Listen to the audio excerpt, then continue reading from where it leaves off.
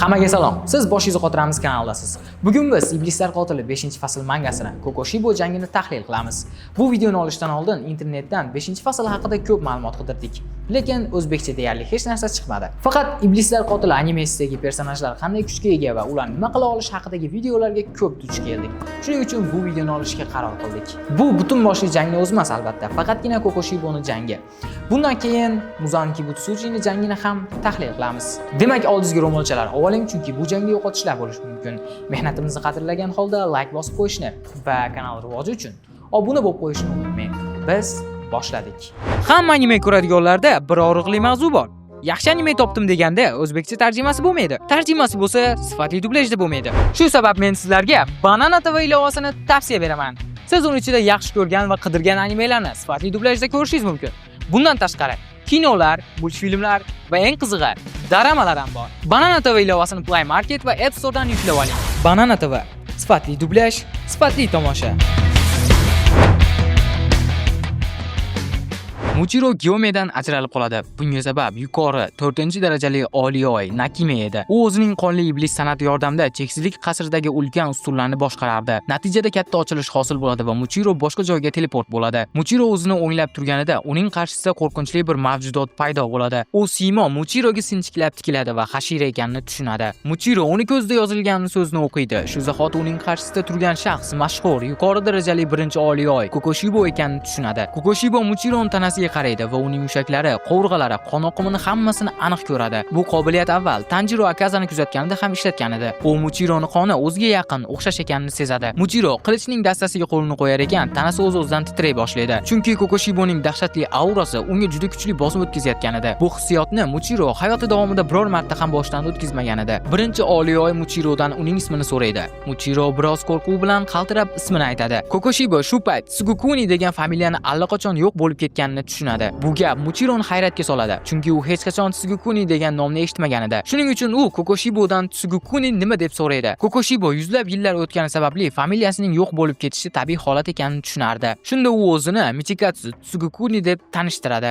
Muchiro aslida uning farzandlaridan birining avlodi ekanini aytadi. Bu degani Muchiro bevosita Kokoshiboning qonidan uning avlodi hisoblanadi. Bu gap Muchironi dahshatga soladi, chunki u endi o'zini birinchi Oliyoy qarindoshi ekanini bilib qoladi. Shu sababdan u shubhalanib so'raydi. Siz quyosh nafasi, ya'ni birinchi nafas uslubini foydalanuvchimisiz? Quyosh nafasi barcha nafas uslublarining ildizi hisoblanadi. Muchiro o'zini yo'qotib qo'ymaslik uchun chuqur nafas olib, tinchlanishga harakat qiladi. Buni ko'rgan Kokoshibo esa uning irodasi va ruhiy barqarorligini maqtaydi. Lekin Muchiro bir zum ham kutmay tezlik bilan Kokoshiboga tashlanadi va shu bilan ularning jangi boshlanadi. Muchiro Kokoshiboning boshini olish uchun tuman nafasi, ikkinchi shakl, 8 qavatli tuman uslubidan foydalanadi. Ammo birinchi Oliyoy uni nafislik bilan chetlab o'tadi. Muchironing qilichbozligini maqtaydi. Shu bilan birga uning avlodi tuman nafasdan foydalanayotganini ham anglaydi. Ammo Muchiro ajdodim degan gaplarga qiziqmaydi va hujum qiladi. Tuman nafasi, 5-shakl, bulutlar va tuman dengizi. Biroq Kokoshibo bu hujumdan ham osongina qochib qutuladi. Shunda u Muchironing ismini tilga olib, "Endigina 14 yoshda bo'lsang ham qilichbozliging shunchalik mukammal bo'lsa, hayratlanarli" deydi. Shunda Muchiro unga qarab, "Sen meni ajdodim bo'lsang ham, 100 yillardan beri o'tgan vaqt ichida bizning qonimiz orasida hech qanday bog'lanish qolmagan" deydi. Bu gapni aytar ekan, Muchiro belgini faollashtiradi. Bu holat birinchi Oliyoyni kutilmaganda hayratga soladi. Muchiro o'zining shaxsan o'zi yaratgan va o'rgangan yangi texnikasini ishga soladi. Tuman nafasi, 7-shakl, yashirin bulutlar. Kokoshibo yuzlab yillar davomida turli tuman nafasi ustunlarga qarshi jang qilgan bo'lsa-da, bu shaklni hech qachon ko'rmagan edi. Afsuski, birinchi Oliyoy bu hujumdan ham osonlikcha qutuladi va nihoyat samuraylik sharafi talab qilgani uchun u qilichni qinidan chiqarishga qaror qiladi. Shu bilan Kokoshibo oy nafasi,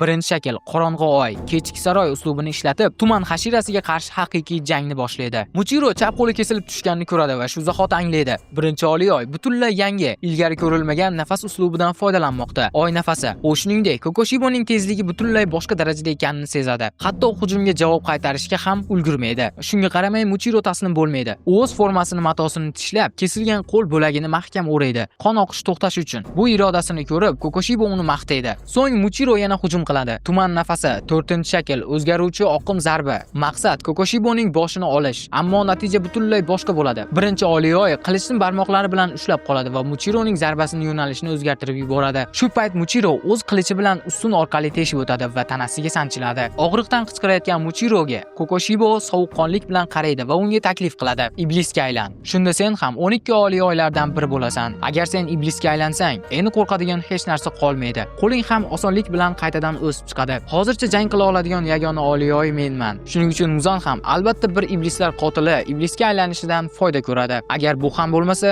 o'limingni taqdiring sifatida qabul qil. Chunki odam qancha urinmasin, oxir-oqibat chegarasidan ortig'iga o'ta olmaydi." Shu payt sahna ortida Geniya ko'rinadi. U qo'lda Nichirin qilich va odatiy g'arbon ikki o'qli miltig'ini ushlab turardi. Geniya o'tishga hozirlanayotgan mahal birdan orqasida Kokoshibo paydo bo'ladi va undan so'raydi: "Sen bunga qo'shilasanmi yoki yo'qmi?" Shu zahoti Geniyaning miltiq ushlab turgan qo'li kesilib tushadi. Bu manzarani ko'rib, Muchiro butun ovoz bilan uning ismini baqiradi. Geniya darhol orqasidan Nichirin qilichni sug'urib oladi, lekin undan ham foyda bo'lmaydi. Qolgan qo'li ham butunlay kesib tashlanadi. Kokoshibo Geniyaning tanasiga diqqat bilan tikiladi va uning hujayralar tuzilishini ko'rib, darrov tushunib yetadi. Bu iblislar qotili oddiy nafas usullaridan foydalanmaydi. Aksincha, u iblislarni iste'mol qilib kuch oladi. Shuning uchun ham u iblislarga xos bo'lgan tiklanish qobiliyatiga ega. Kokoshibo bir soniya ham ikkilanmay Geniyaning tanasini belidan ikkiga bo'lib tashlaydi. Muchiro esa bu manzarani ko'rib, ichidan qichqiradi. Uning ajdodi endi Geniyani ham o'ldirmoqchi edi. Hatto u to'liq iblisga aylanmasdan turib, Kokoshibo hayratda qoladi. Geniya uning qasddan o'limiga qaratilgan zarbasidan keyin ham tirik qoldi.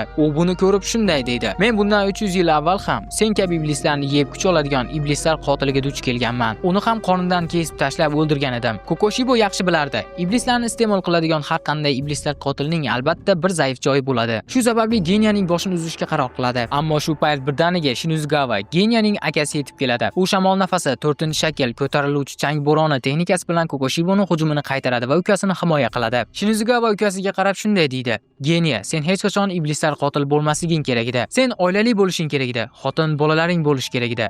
Ularni men himoya qilardim" deydi. Bu gaplarni eshitgan Geniya ko'z yoshlarini tiya olmaydi. Chunki akasi nihoyat o'z yuragidagi asl his-tuyg'ularni unga ochib berdi. Bu orada Kokoshibo ikki aka-ukaning tinch va samimiy bog'lanishini ko'rib qoladi. Bu manzara unga o'zining kichik ukasi bilan o'tgan xotiralarini eslatib yuboradi. Ammo Shinuzgawa birdan o'zini tuta olmaydi va g'azabdan qichqiradi: "Sen meni ukamni bo'lib yubording, birinchi Oliyoy" deydi. Shu zahoti u Kokoshiboga qarab hujumga o'tadi. Kokoshibo esa unga qarshi chiqib boshini kesishga urinadi. Biroq Shinuzgawa uning oyoqlari ostidan sirg'alib o'tadi va oyoqlarini kesishga urinadi. Kokoshibo sakraganda Shinuzgawa darhol shamol nafasi 1-shakl chang bo'roni texnikasini ishga soladi. Kokoshibo qilichni chiqarib hujumni to'sishga majbur bo'ladi. Shu payt Shinuzgawa uning qilichini ko'rib jirkanib ketadi. U go'shtli bo'laklardan yasalgan, to'lqinlanib turgan va ko'zlar bilan qoplangan dahshatli qilich edi. Kokoshibo va Shinuzgawa qilichlar to'qnashgan zahoti birinchi Oliyoy oy nafasi 5-shakl oy ruhi vahshiy aylanish texnikasini ishlatadi. Shinuzgawa orqaga chekinishga majbur bo'ladi. U hayron qoladi. Kokoshibo qilichni tebratmayotgan bo'lsa ham, havoda o'nlab kesmalar paydo bo'lmoqda. Shinuzgawa darhol shamol nafasi 3-shakl ochiq bo'ron bilan qarshi hujum qiladi. Kokoshibo esa jangni yuqori darajaga olib borayotgan Shinuzgawani maqtaydi. Shinuzgawa ichida o'ylab qoladi: "Bu qadar kuch,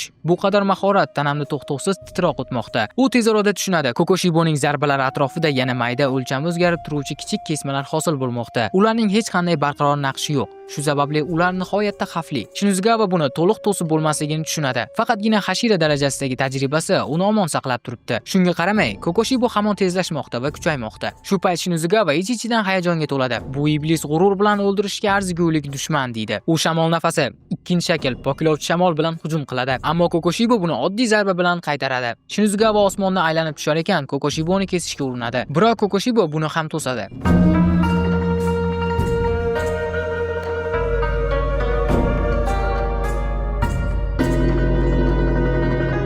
Kutilmaganda Shinuzgawa Geniyaning Nichirin qilichini olib, uni Kokoshiboni bosh suyagini pastiga sanchishga harakat qiladi. Lekin birinchi Oliyoy chaqqonlik bilan chetlab o'tadi. Jang davom etar ekan, Shinuzgawa shunday deb o'ylaydi: "Men bir lahza ham ko'zimni yuma olmayman. Birgina noto'g'ri qadam o'lim bo'lishi mumkin." Kokoshibo Shinuzgawani yana bir maqtaydi. Bu unga Sengoku davridagi shamol hashirasini eslatadi. Ehtimol o'sha paytda u bilan jang qilgan yoki uni o'ldirgan bo'lishi ham mumkin. Keyin u yana bir kuchli hujumni ishga soladi. Oy nafasi 6-shakl abadiy tun. Bu zarba Shinuzgawani orqaga uloqtirib yuboradi va atrofini vayron qiladi. Shinuzgawa og'ir yarador bo'ladi. Ko'kragida katta jarohat, qon oqmoqda edi. Kokoshibo uning jasoratini va qat'iyatini e'tirof etadi, ammo unga ogohlantirib aytadi. Ichki a'zolaring polga sochilib ketadi. Endi bir qadam ham bosa olmaysan deydi. Lekin shu payt Kokoshiboning yuragi tez uradi. U qoqila boshlaydi. Shinizugawa esa kulib yuboradi. Mening qonim hatto eng oliy darajadagi oliy oylarni ham zaharlaydi. Iblislar uchun mening qonim xuddi oddiy insonga sharob ichirgandek mast qiladi. Shinizugawa buni tushuntiradiki, uning qoni juda noyob. U juda kamdan kam uchraydigan hodisalardan biridir. Iblislar uning hidini olgan zahoti mast bo'lib qolishadi. Shunday bo'lsa ham u jangni davom ettiradi. Shamol nafasi oltin shakl, shamol tog' tumanlari texnikasini ishga soladi. Kokoshibo hayratda qoladi. Bunday og'ir yaralarga qaramay, u haligacha jang qilmoqda. Kokoshibo tan oladi. Agar boshqa biror hashira bu jarohatni olsa edi, allaqachon o'lgan bo'lardi. Shinizugawa esa odamga ham o'xshamay qoldi. Kokoshibo Shinizugawaning Nichirin qilichini ustiga oyoq qo'yib, keskin zarba bilan uni chopa boshlaydi. Shinizugawa o'zini himoya qilish uchun Genyaning ikki o'qli g'arbon qurolini to'siq sifatida ko'taradi va shu zahoti uni otadi. Lekin foydasiz bo'lib chiqadi bu. Birinchi oliy oy barcha o'qlarni o'zining go'shtli qilichi bilan qaytarib yuboradi. Keyin u oy nafasi 3-shakl, nafratli oy texnikasini ishlatadi. Chang tarqalganda Shinizugawa ko'rinmay qoladi. Shu payt sahnaga Gyome tosh hashirasi kirib keladi. Shu yerda bir narsani aytib o'taman. Siz hali ham bizga obuna bo'lmadingiz. Obuna bo'lib qo'ying.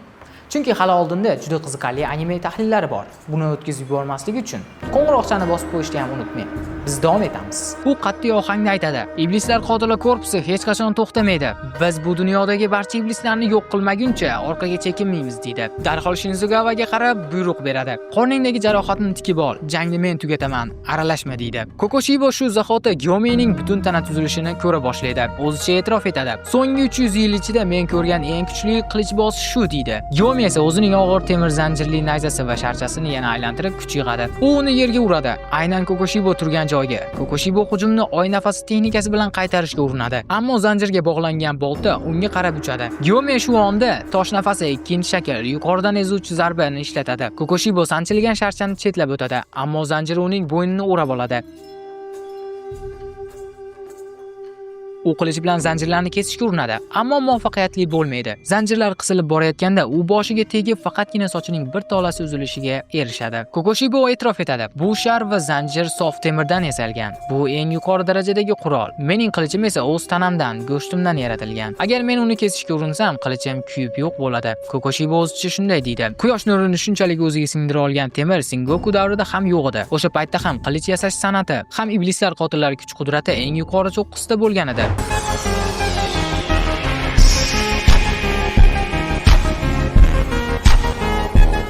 U bunday qurol bilan uzoqdan jang qila olmasligini tushunadi. Chunki bu qurolning zarari juda katta edi. Shu sababli u Gyomega yanada yaqinlashadi, toki u o'ziga zarar yetkazib qo'ymaslik uchun. Shunda u ikki jangchi, birinchi oliy Kokoshibo va tosh hashirasi Gyome o'zlarining maxsus texnikalarini ishga soladi. Kuchli zarba almashishadi. Kokoshibo oy nafasi 2-shakl marvarat gulini ishlatadi. Gyome esa tosh nafasi 4-shakl vulqon toshini ishlatadi. Ikki kuchning to'qnashuvi butun maydonni larzaga soladi. Kokoshibo yana o'z g'ururini yashira olmay gapiradi. Mening qilichim sindimi? U darhol qayta tiklanadi. Demak, sening barcha hujumlaring behuda, ma'nosiz va ojizsan deydi. Ammo Gyome bu gaplarga e'tibor qilmaydi. U qo'llarini ko'kragiga chalmashtirib jim turadi. Uning ko'zlarida qat'iylik porlaydi. Ichida esa shunday deydi. Muzan Kibutsujiga qarshi jangga saqlab qo'ygan narsalarim bor edi. Lekin endi yo'qotadigan hech narsam yo'q. Hozir ularni ishlatishning vaqti keldi. Bu orada Muchiro nihoyat o'zini ustiga mixlab qo'yilgan joydan chiqadi. Yelkasiga sanchilgan Nichirin qilichni sug'urib olarkan, ichida o'zini koyiydi. Tanam tengennikidek mustahkam emas ekan. Agar shifo olmasam, ko'pi bilan bir necha soatdan keyin jarohatlarimdan o'laman. Yaqinda yordam beradigan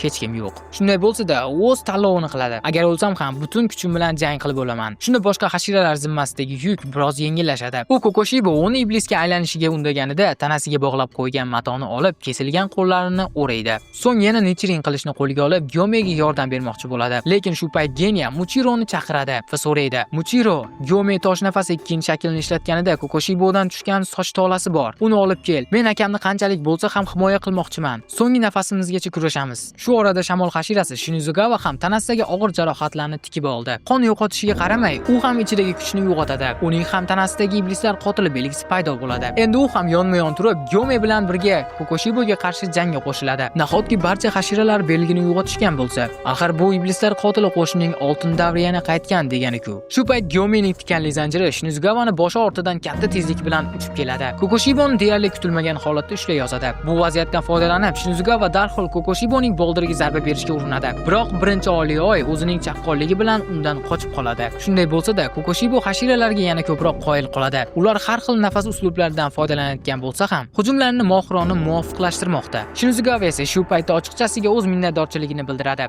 Gyome, rahmat senga. Bizning hashiralar mashg'ulotlarida birga jang qilganimiz juda katta foyda berdi. Yuqori martabali iblisning qilichi qisqa muddatga tiqilib qolgan paytda ikki hashira hujumni davom ettirishadi. Shinzugawa shamol nafasi birinchi shakl chang girdobi bilan iblisni chalg'itadi. Shundan so'ng ikkisi ham kuchlarini birlashtirishadi. Ular zarba berib, Kokoshiboni kimonosini yirtib tashlashga muvaffaq bo'lishadi. Ammo kutilmaganda ikkala hashira ham sirli hujumdan jarohatlanishadi. Kokoshibo ularni masxara qilib shunday deydi: "Faqat kiyim yirtish, hatto go'dakni ham o'ldira olmaydi", deydi. Shundan so'ng u o'z qilichining yashirin qudratini ochib beradi. Uning qilichi daraxt shoxidek o'sib ketish xususiyatiga ega edi. Jang maydonida Kokoshibo o'zining shafqatsiz hujumlarini davom ettiradi. Avvaliga ikki hashiraga qarshi oy nafasi bilan zarba beradi. Bu payt Gyome yuqori martabali iblisning nafaqat hujum masofasi, balki tezligi ham ortib borayotganidan tashvishlanadi. Shinzugawa esa shuni anglaydi. U Kokoshiboning bo'yniga yaqinlasha olmaydi va hatto hujumdan qochish uchun u butun kuchini sarflashga to'g'ri kelmoqda. Iblis keyingi hujumni qo'llaydi, oy nafasi 9-shakl. Bu esa Shinzugawaning tanasidagi jarohatlarni yanada chuqurlashtiradi. Shinzugawa Gyomega baqiradi, uni o'zi haqida o'ylamaslikka, chunki bu jangda u faqatgina yuk bo'lib qolayotganini aytadi. Genya tomonidan yaralari bog'langan Muchiro jang maydoniga qaytib keladi. Shunday qilib jangga 3 hashira yana qaytadi. Orada turgan Genya Tanjiro aytgan gaplarni eslab qoladi. Eng zaif jangchilar ham kurashning taqdirini o'zgartirib yuborishi mumkin. U shundan ruhlanib, Kokoshiboning tashlab yuborilgan iblis qilichini olib, uni yutib yuboradi.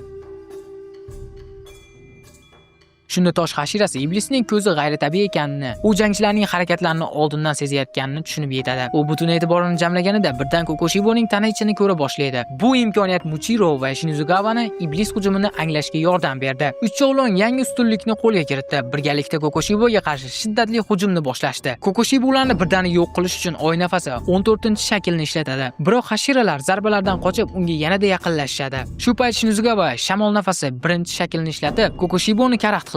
Bundan foydalanib Gyome iblisning o'ng qo'lini uzib tashlaydi. Kokoshibo esa yaqinlashayotgan tuman hashirasiga qarshi hujum qilib, uning oyog'ini kesib tashlaydi. Ammo shunga qaramay Muchiro o'z qilichi bilan iblisning qorniga sanchishga ulguradi. Shunga qaramay barcha zarbalardan keyin ham Kokoshiboning bosh joyida qoladi. Ammo shu payt Genya to'liq iblisga aylangan holda soyada paydo bo'ladi. Mutatsiyaga uchragan ikki o'qli miltig'ini Kokoshibo va unga yopishib turgan Muchiroga qarata o'q uzadi. Kokoshibo barcha o'qlarni qaytaradi, biroq ular g'ayritabiiy tarzda yana uning tanasiga qaytib keladi. Xuddi o'zlari xohlaganidek.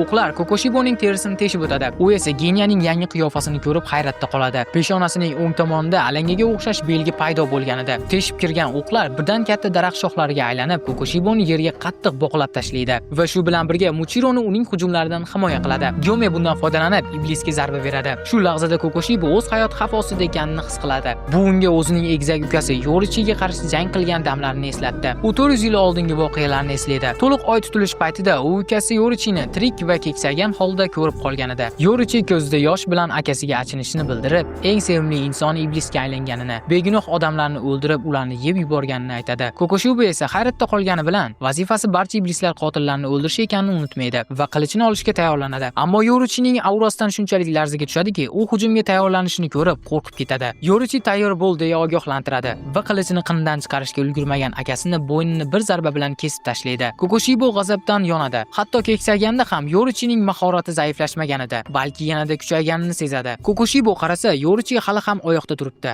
biroq bir qadam ham qimirlamadi. Shunda u akasining tabiiy qarilikdan vafot etganini anglaydi. Kokoshibo butun bor ovozi bilan g'azab va iztirob bilan baqirib yuboradi. Uning baqirig'i bilan bir paytda tanasidan o'nlab tartibsiz, vahshiy kesiklar tarqalib chiqadi. Bu kesiklar Muchironi pastki tanasini butunlay uzib tashlaydi. Shu bilan birga Genya ham boshdan oyoq ikkiga bo'lib yuborildi. Muchiro hayratda qoladi. Qanday qilib shunchalik ko'p kesiklar uning tanasidan tarqaldi? Holat birdan teskari o'zgardi. Aslida ular Kokoshiboni burchakka tiqib, uni yengishga juda yaqin edilar. Genya tanasi ikkiga bo'lingan bo'lsa ham, o'zining ruhiy kuchini yo'qotmaydi. U Gyome va Shinzugawani Kokoshibodan himoya qilishni istardi. Chunki Muzan tirik ekan, iloji boricha ko'proq odam tirik qolishi kerak edi. Muchiro o'ziga qaysidir texnikamni qo'llashim kerak, nimadir qilishim kerak, Shinzugawa va Gyomeni qutqarishim kerak deydi. So'ng qolgan kuchini yig'ib, Nichirin qilichni mahkam siqib ushlaydi. Shu zahotiyoq butun pichoq qizilga aylanadi. Kokoshiboni teshib kirgan joy tanasini kuydira boshlaydi. Kokoshibo his qiladi. Qilich tekkan joy qotib qoldi. Ichki a'zolar esa olovday yonmoqda. Shu vaziyatdan foydalangan Shinozugava qilichni Kokoshiboni chap tomoniga tekkizadi. Ammo shunday qattiq urilishga qaramay, bir tirnalish izi ham qoldirmaydi. Geniya sezadi. Uning go'shtdan yasalgan o'qlari hanuzgacha Kokoshibon tanasida qolgan edi. O'lim xavfosida hammani hayotini asrab qolishni istab, u o'zining qonli iblis san'atidan foydalanadi. Qon ildizlari. Shu zahotiyoq Kokoshiboning orqa qismidan yana bir ulkan go'shtdan yasalgan daraxt ildizi o'sib chiqadi. Bu esa yuksak darajali iblisning sabrini tugatadi. Kokoshibo geniyani yakson qilish uchun oy nafas texnikasini ishga solmoqchi bo'ladi, ammo hech narsa yuz bermaydi.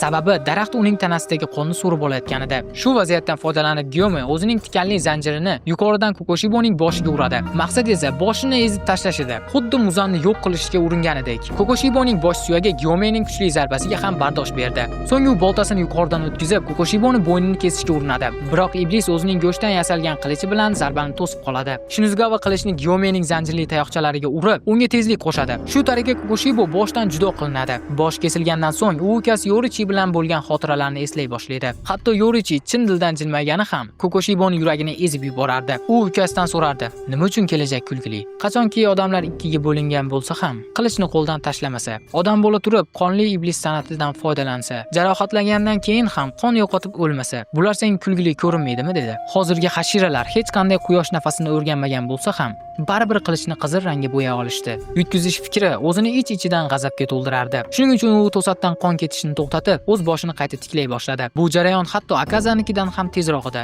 Gyome buni darhol sezadi va Shinozugavaga hujumni sustlashtirma deb ogohlantiradi. Shinozugava esa qahr bilan qichqiradi: "Men Kokoshiboni nafaqat kulga aylantirmoqchiman, balki chopmoqchiman" deydi. Shu payt ikkala hashira ham o'z nafas olish texnikalarini ishlatadi. O'zini hujum yomg'iridan xalos qilish uchun Muchironi oxirgi qo'lini ham chopib tashlaydi. Shunday qilib uning oxirgi a'zosi ham yo'q qilindi. Muchironing jonsiz tanasi yerga qulaydi. Yuksak darajali iblis o'zining tanasiga qadalgan Nichirin qilichni sug'urib oladi va xalq ham o'zini kulga aylanib ketmasdan tezroq qayta tiklanishiga ishonch hosil qiladi.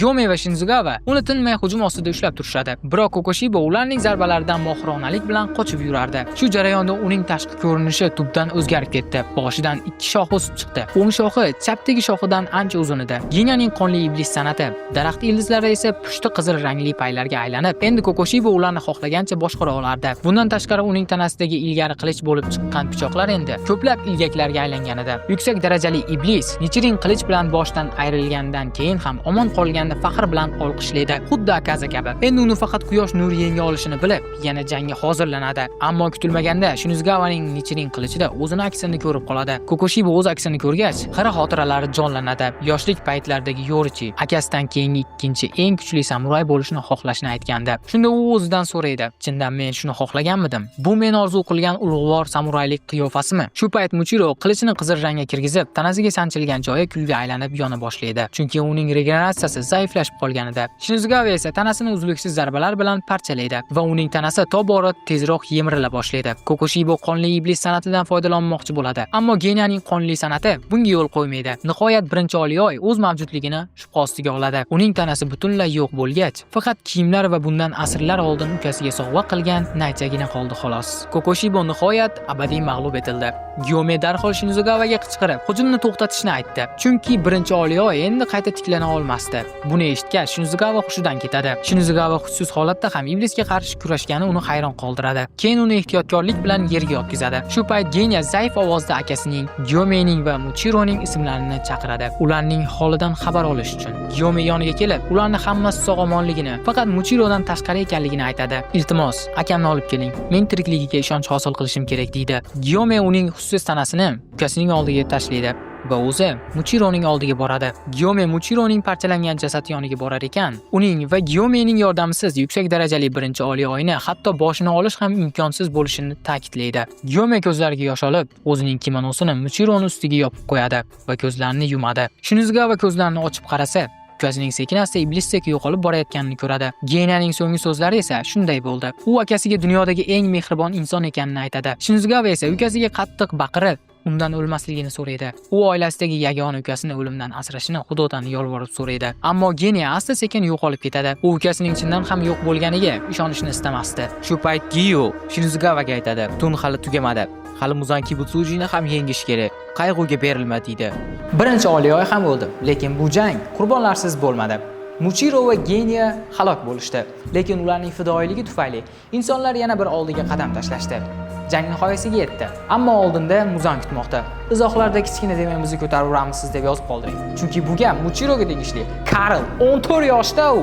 Videoni shu joygacha ko'rgan bo'lsangiz like bosib qo'ying va obuna bo'lib qo'ying. Biz yana ko'rishamiz. Salomat bo'ling.